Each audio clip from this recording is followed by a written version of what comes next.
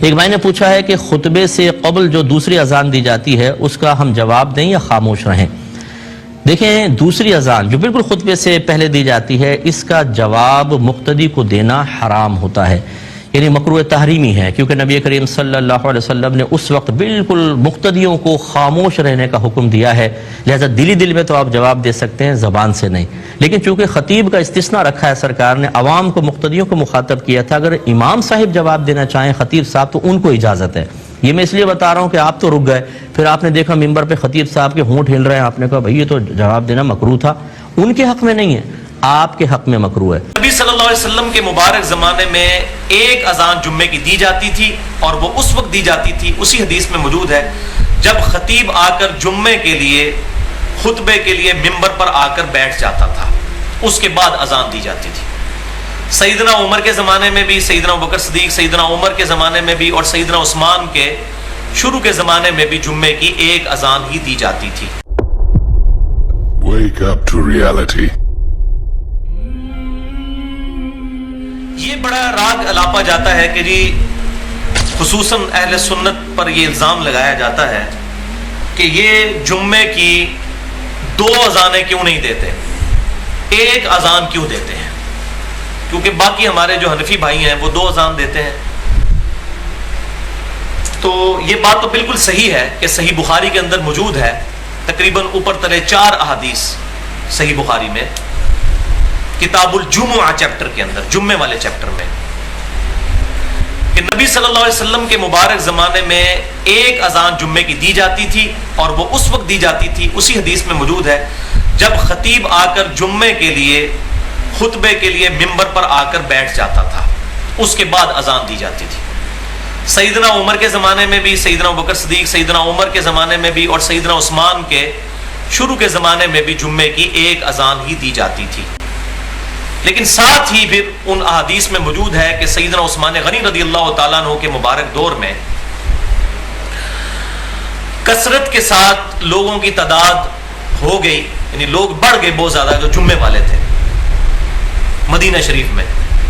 اور بازار بھی کافی پھیل گیا تھا۔ تو سیدنا عثمان غنی رضی اللہ تعالیٰ عنہ نے جمعے کی دوسری اذان شروع کروائی، اور ایک روایت میں ہے تیسری اذان۔ تو وہ تمام محدثین جو ہیں وہ اس پہ یونانیمسلی ایگریڈ ہیں کہ وہ تیسری اذان سے مراد ہے، پہلے ہی 2 اذانیں ہوتی تھی، ایک اذان اور ایک اقامت، کیونکہ اقامت کو بھی اذان کا ایکویلنٹ گنا جاتا ہے۔ تو ایک حدیث دوسرے کی شرح کرتی ہے، تو ساتھ وہ 2 اذانوں والی بھی ہے اور 3 اذانوں والی بھی، لیکن اس میں تمام محدثین جو ہیں وہ متفق ہیں، بریلوی، دیوبندی، اہل حدیث، تمام جب ترجمہ کرتے ہیں اس حدیث کا تو ساتھ بریکٹ میں لکھ دیتے ہیں کہ 3 سے مراد ہے 2 اذانیں اور ایک اقامت۔ میں اس لیے بتا رہا ہوں، ہو سکتا ہے آپ پڑھیں تو 3 کا ذکر ہے تو سمجھ نہ آئے اس وقت بات۔ ویسے بھی میں نے پہلے جو حدیث بیان کی کہ جب اقامت ہوتی ہے تب بھی شیطان بھاگ جاتا ہے، یہ بھی اذان کا ایکویلنٹ ہوتا ہے۔ تو سیدنا عثمان غنی رضی اللہ تعالیٰ عنہ نے اذان شروع کروائی، اور یہ بخاری کے الفاظ موجود ہیں کہ اذان شروع کروائی اور بازار میں اذان شروع کروائی دوسری، تاکہ بازار والے لوگوں کو پتہ چل جائے کہ مسجد میں خطیب جو ہے ممبر پر آ کر بیٹھ گیا ہے۔ آج کل والا حساب تو نہیں تھا نا کہ اسپیکر سے آواز پہنچ جاتی تھی، ایسے تو ہوتا ہی نہیں تھا۔ تو وہ دوسری اذان جو تھی، دوسری اذان سے مراد نہیں کہ پہلے ایک ہوئی پھر دوسری، یہ پیرلل میں 2 اذانیں ہوتی تھی، مسجد میں ایک ہی اذان ہوتی تھی۔ دوسری اذان سے مراد یہ نہیں کہ مسجد میں دوسری، اس میں موجود ہے کہ دوسری اذان جو ہے وہ بازار میں ہوا کرتی تھی، تاکہ بازار والے لوگوں کو بھی پتہ چل جائے کہ مسجد میں خطیب آ کر ممبر پر بیٹھ چکا ہے۔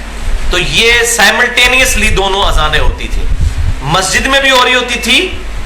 اور بازار میں بھی، جس طرح آج کل بڑے وقت ساری مسجدوں میں اذانیں شروع ہو جاتی ہیں، تو اذان تو ایک ہی ہے وہ،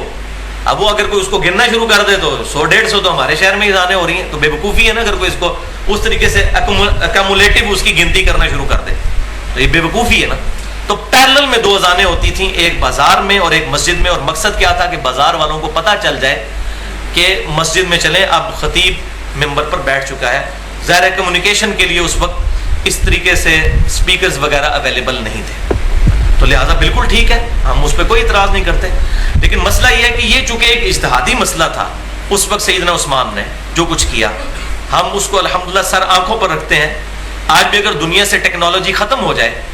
یہ والی کہ اسپیکر کے ذریعے اذان کی آواز نہ پہنچ سکے تو ہم بھی اس دوسری اذان کو بالکل جائز سمجھتے ہیں، دینی چاہیے. لیکن اب چونکہ وہ محل نہیں رہا لہٰذا اسی سنت کی طرف رجوع کرنا چاہیے جو صحیح بخاری میں بھی موجود ہے کہ سیدنا عمر فاروق رضی اللہ تعالیٰ عنہ سے ریکویسٹ کی گئی کہ آپ اپنا خلیفہ کسی کو بنا دیجئے،